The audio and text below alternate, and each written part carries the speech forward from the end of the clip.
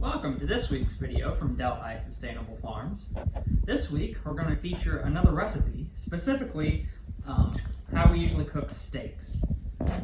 The steaks I have out tonight are strip steaks, but this will work for any of the steaks we have. Ribeyes, porterhouses, T-bones, strip steaks, fillets, anything that we have.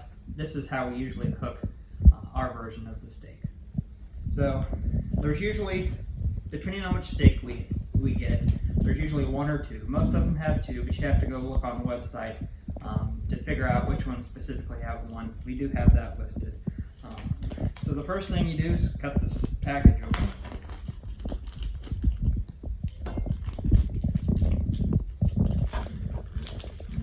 And you put your steaks out. So the strip steak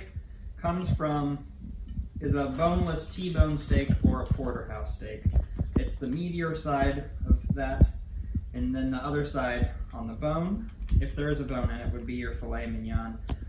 But since this animal was deboned, then we have strip steaks and fillets by themselves. So now that I've opened the package of steaks up, before I season them, we'll have a closer look at how the steaks look. So you can see, even though they're grass-fed, they still have quite a bit of marbling in them. So you can still see they have that back fat. It's not as thick as what you'd see on traditional grain-fed beef, but it's still pretty significant amount of fat, even for a grass-fed beef. Then you can still see all the intramuscular marbling in the steak. And again, it's going to be higher in omega-3 fatty acids compared to your typical grain-fed beef. And in our view, this is grass-fed beef is the way the animal's supposed to be raised. And so it gives it a more natural flavor, more beefy flavor, and some people will say it tastes more gamey or chewy. It just all depends on how you cook it. So if you kind of follow this recipe pretty closely, you'll never have any issues. So now that I have the steaks out, we always use Montreal steak seasoning. You can put salt, pepper, garlic powder, kind of season it however you want, but this is usually our go-to seasoning specifically for steaks. And then you just put it on there pretty liberally.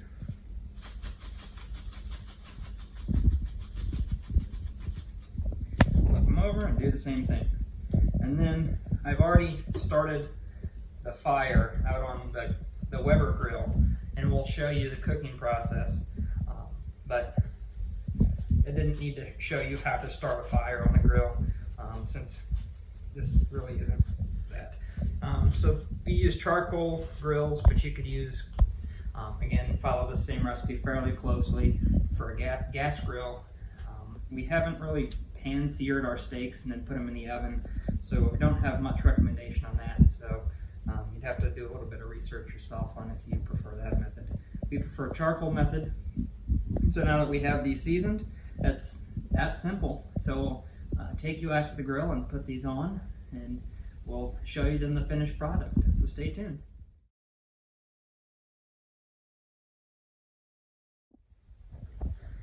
So we're out here at the grill, and to cook the steaks, you have to have your fire as hot as possible. So you want to see flames coming out your chimney if you have a charcoal grill.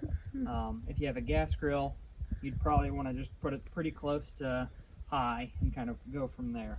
So on the fire, you want to scatter your flame out relatively evenly, and then put your grate on. And let that kind of heat up a little bit. And then you're going to put the steaks over the hottest part of the fire, and then you're going to kind of go from there on your timing. So for our steaks, and specifically grass-fed beef, we recommend eating it medium rare to medium at the absolute most.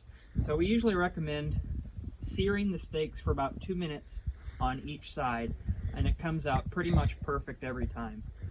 So now that the grate's kind of warmed up, I'm going to put the steaks on and then set the timer. So as you can see, the hottest part of the fire. And since we only keep them on here then for about 2 minutes, we recommend not going anywhere, so stay by your fire. You don't need to put the lid on it. You don't need to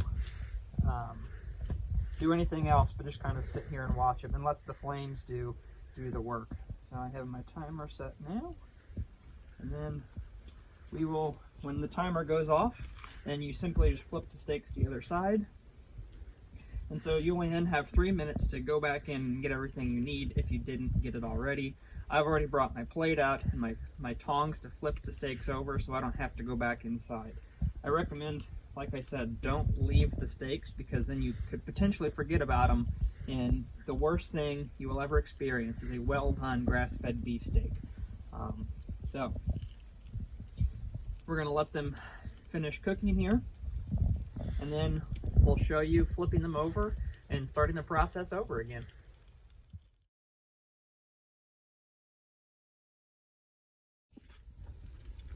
So as you can see, the flames are kind of starting to shoot up and surround the steaks. But again, don't put the lid on your fire. Let the flames and the heat do its job. This is how we recommend to cook them. And don't get scared by a little bit of fire that happens. So as the time expires, then I'm going to flip them. We always recommend having the rest of your dishes done for your dinner or for your lunch or whenever you're cooking these, because you want to eat these as hot as possible. So the timer's gone off. We're going to flip these real quick.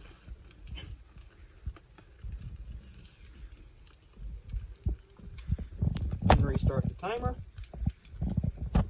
And so, like I was saying before, we recommend having all of your side dishes done for whatever meal you're cooking these for, because the best steak is hot off the fire. So we have already made the rest of the dishes for dinner, and everything is sitting ready to go. So as soon as the steaks come off the grill, then we can consume them. So now we're back inside here with the steak, and I'm going to cut it in half, and I'll show you what it looks like in the middle. That way you kind of know what to expect when it's done. So you can see there's that sear, has a little bit of doneness all the way around the outside, but there's still a nice amount of pink in the middle.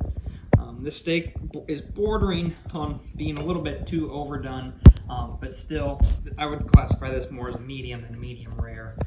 So that's how we cook steaks here at Delhi Sustainable Farms.